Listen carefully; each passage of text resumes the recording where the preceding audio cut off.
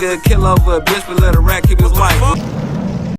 Handling the admissibility of evidence and the court's determination of it.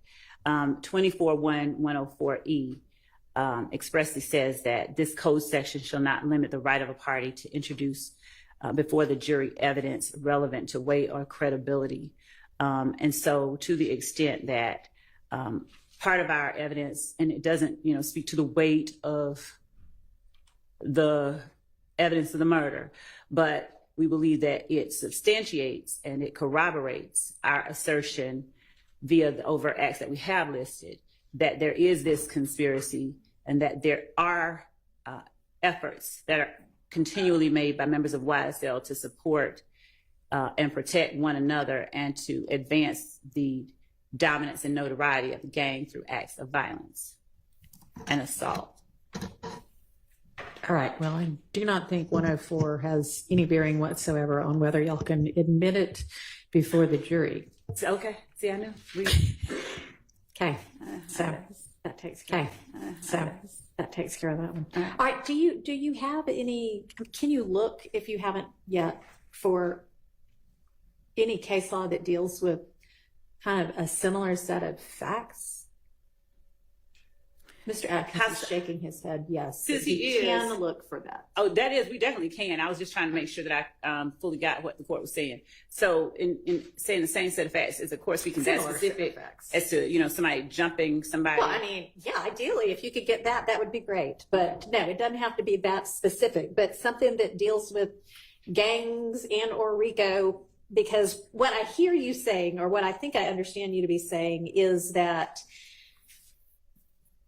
part of why this is intrinsic is because it's necessary to give a full story of how YSL is this ongoing criminal enterprise that uses violence to protect their members. Right. Am I understanding you correctly? You are, and to assert its dominance. And in support of that, I also say that each of the members of YSL, Blaylock, Eppinger, McMullen, Ryan, and Fleetwood, had all, I believe all of them have been brought in from prison for YSL related offenses that they had been convicted of.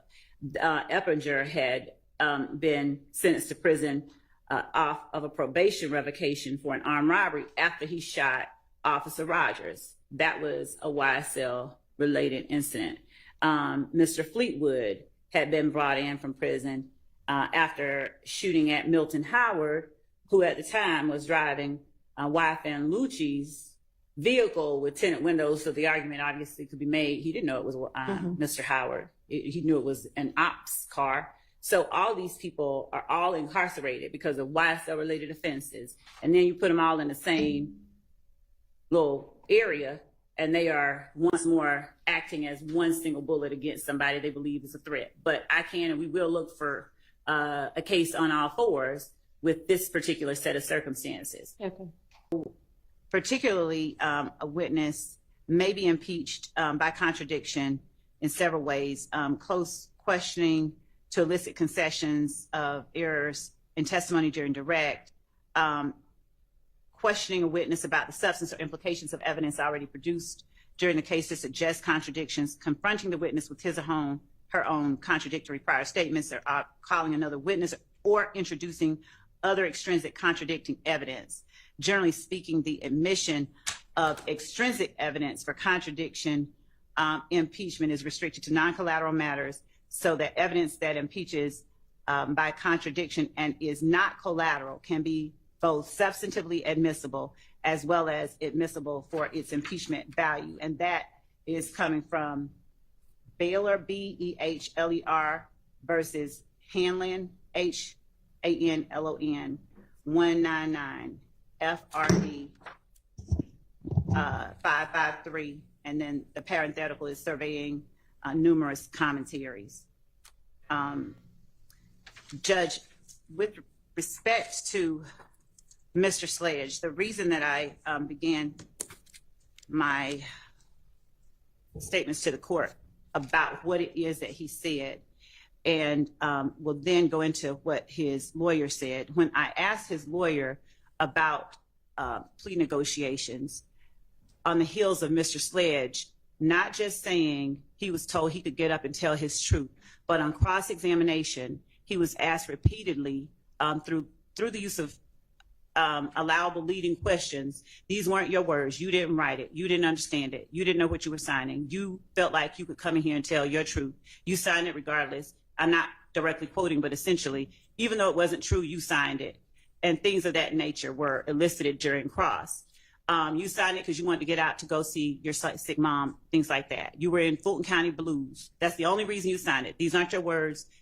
These are only the state's words. So all of those questions were intended to attack the credibility of the veracity of the statement that Mr. Sledge made on December 28, 2022, when he signed the plea agreement.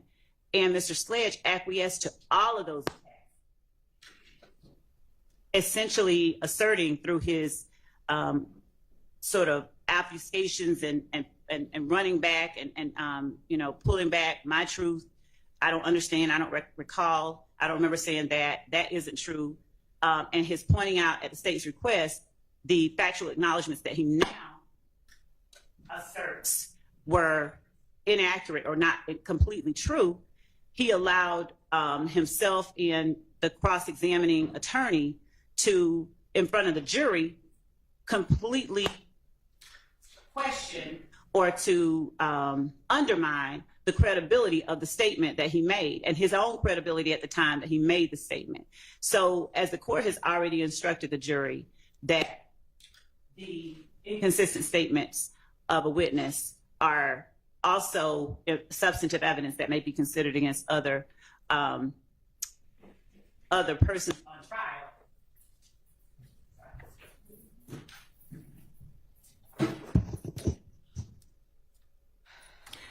Can the court hear me okay? Yeah. All right.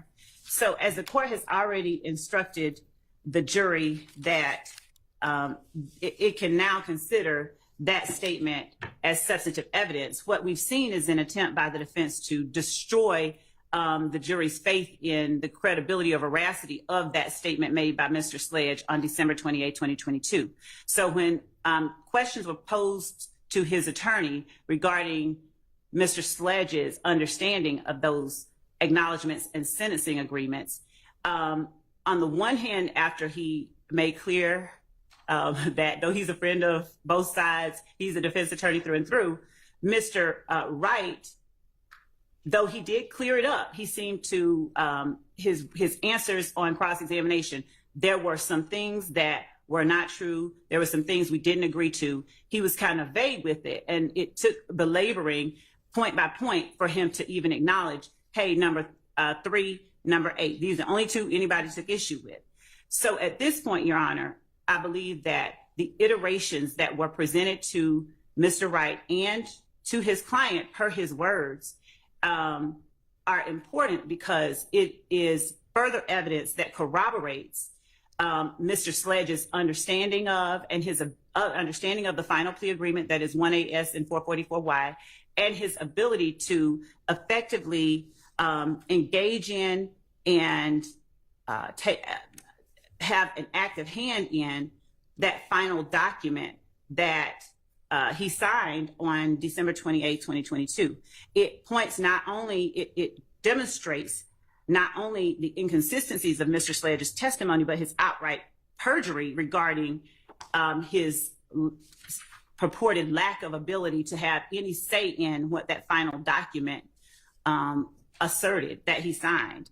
It is illustrative of the fact that he actually did have the ability to tell the state what he felt wasn't true and what parts he wanted changed. And I think that our position is that it is relevant in showing or allowing the jury to judge the credibility of statements Mr. Sledge has made on the stand versus the credibility of the statement that he made on December 28, 2022. The statute that I cited earlier,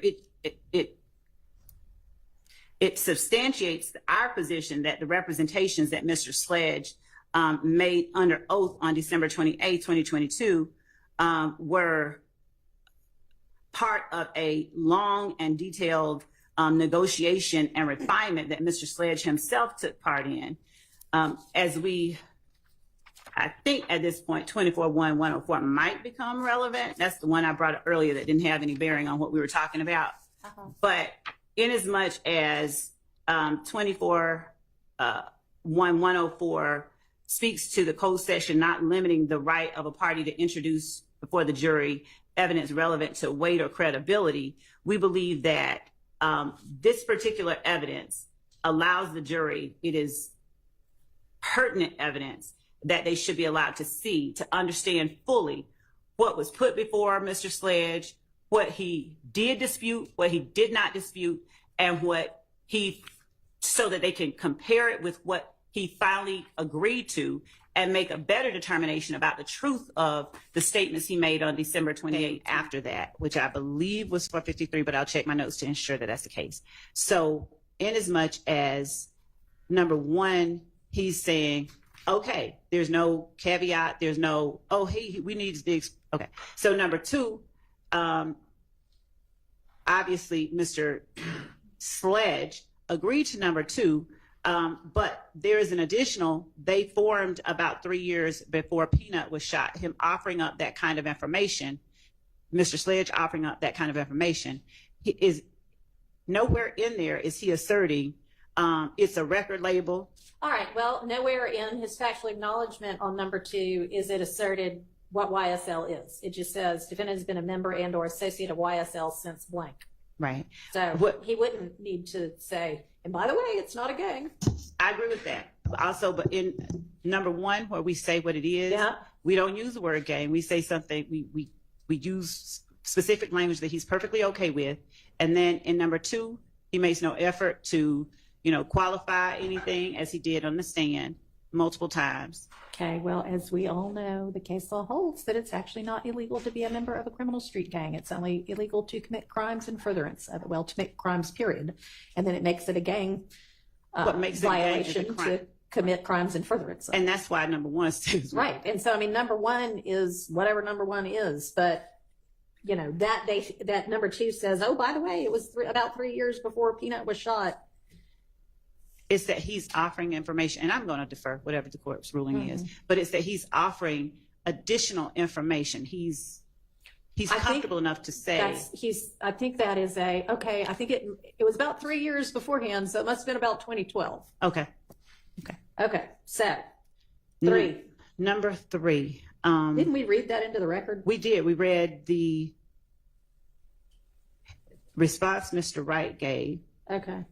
And I believe we read. We did read into the record. If I make it, I believe we read as well the portion of 452 that was number three, and then the final. I think we read number threes into the record, just so that the court is hearing what I believe is the full truth. We read not just that, but I asked him to read what he responded to and then how we changed it for him.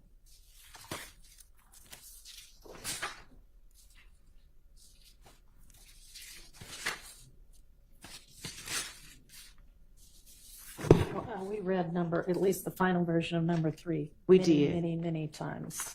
Okay. So number four.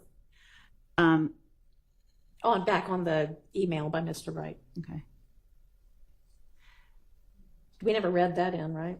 So I'll remind we did the not. court that we approached about number four. There were obvious problems with number four that were inadmissible. We were told to stay away from number four. The state was told to stay away from number four for obvious reasons. There's all sorts of speculation in there. And now, after being told to stay away from it, and we were told to stay away from it, and we did not address it during cross-examination, now, after witnesses have testified, the state's seeking to admit a document that has number four in it. And it's just, I don't know what we're doing. Okay. Your Honor, number five is not even relevant, right? Your Honor, if I may just circle back briefly, as it relates to number four, there was an objection to it. We followed the court's instruction. We did not ask him about it.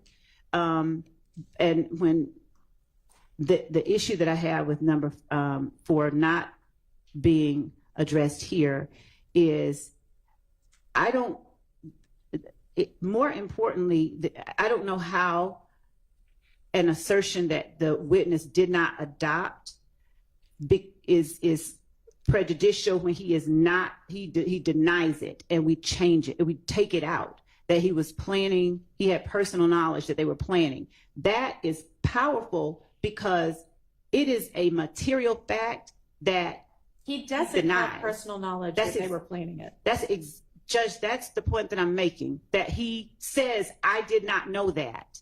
The fact that something that, Even saying I did not know that is sort of like, or that's not well, true. it's true, but I didn't know it. No, he's saying that's not true. He is No, saying he's that- not. He's saying, I don't know. I think maybe XYZ. That is not coming in. That's the ultimate That's- one that he I signed. know. But showing, yes, it is. It I is. know.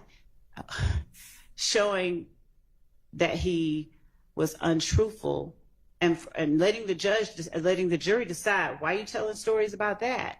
About seeing a prior version, we believe is strong evidence that allows them to judge his credibility, why he's saying what he's saying, any bias he may or may not have, and help them to determine the truth of which statement they should believe.